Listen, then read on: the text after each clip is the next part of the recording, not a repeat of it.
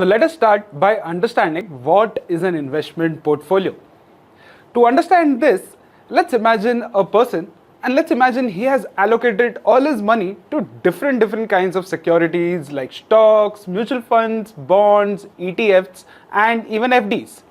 Now, for this person, the meaning of an investment portfolio means the sum of all these investments put together. But if you are a new investor or a newbie in the market, you need to understand a few things before you create your own portfolio. And one of the most important things to understand is risk tolerance. Now, risk tolerance for you means your ability to accept losses in the market for the potential returns that you will get rewarded for. Now, the higher your risk tolerance, that means the higher losses you can accept in the market. The lower your risk tolerance means you can accept lower losses in the market. Now, let's understand how to create and manage an investment portfolio by looking at 5 simple steps. The first step is the basic requirements. This is the most important step before you think about investing or creating an investment portfolio. The first thing you need to do is have a savings account, which you will require to add money, remove money from your Demat account. And that takes us to the second requirement, which is the Demat account.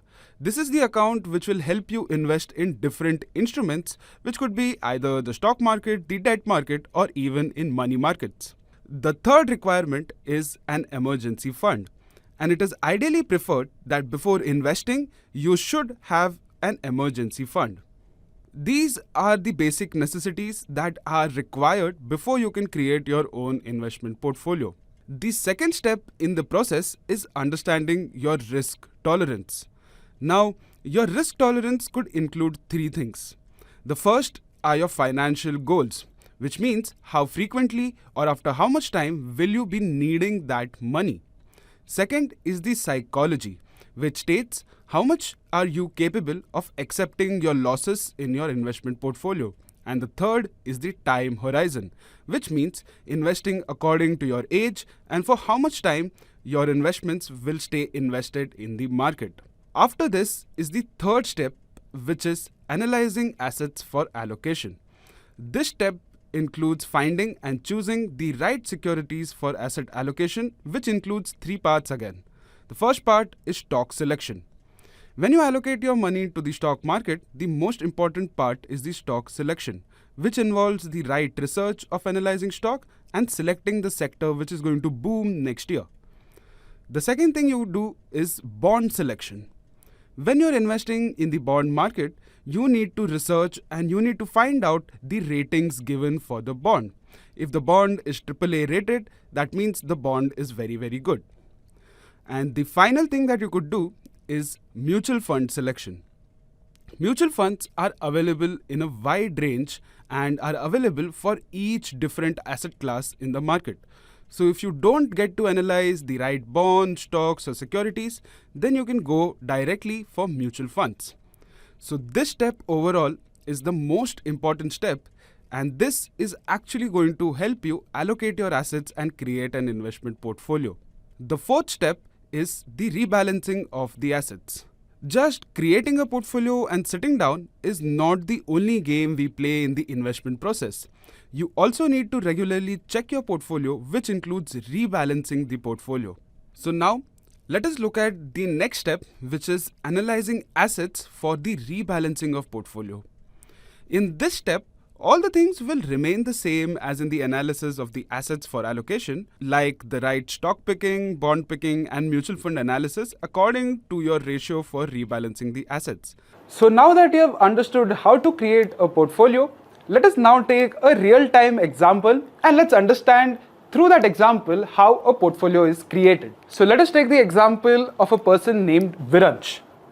So we have Viransh and he is 45 years old. And Viransh thinks that he is a high risk taker and wants to take high risks in the market, but unfortunately, because of the family he has now become a moderate risk taker and doesn't prefer to take very high risks. So his risk tolerance is moderate. And the risk capital that he has decided to allocate to his investment portfolio is rupees 10 lakh. So he puts 50% into equity, 40% into debt, and the remaining 10% he keeps it as cash. So his 50% equity is again split into three different parts. He takes 20% of this equity and puts it in multi-cap fund.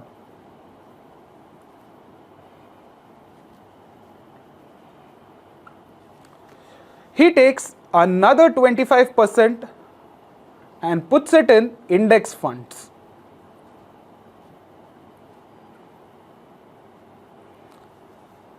And finally, because Viransh is a different kind of a professional, Viransh is an engineer, he doesn't know how to analyze stocks directly, and that is why he invests only 5% of his entire capital directly into stocks. So this makes his equity component. Now let's take a look at the debt component for Viransh. So he takes the 40% and divides it into two components.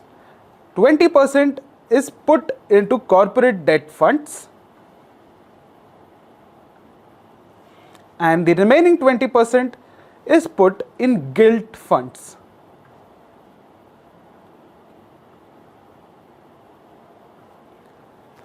Now, the theory or the ideology for Viransh to do this is very simple. Viransh wanted to invest in bonds from both government and AAA rated companies that would give him the best of both worlds, and that is why he has simply divided his equity component into corporate debt funds and gilt funds which invest in government securities. And finally, the remaining 10% amount is again divided into two. 5% of the cash that he had has been put in fixed deposits or FDs, and the remaining 5% is put in PPF. And you can see his portfolio is now going to support him in his life according to his lifestyle, and it matches his risk tolerance very well. Now this is the portfolio that he had created right now, but let's say after maybe 3 or 4 years, the equity part shoots up to 60%, the debt part falls down to let's say 20%, and the cash part also becomes let's say 5%. So what do you think Viransh will do? Well, you're exactly correct here. Viransh will follow the step number 4. Viransh will now look at assets again. He will take a look at all the assets he had, and he will now take a look at rebalancing. So he will take a little bit of money out of his equity component and put it into the debt component, and he will take a little bit of money and put it in the cash component, thereby making his allocation back to 50-40-10 again. Now that you know how to create your own investment portfolio, remember, time plays a key role in deciding how your portfolio performs. And that is why if you invest for a long period of time, the chances of getting higher returns is better.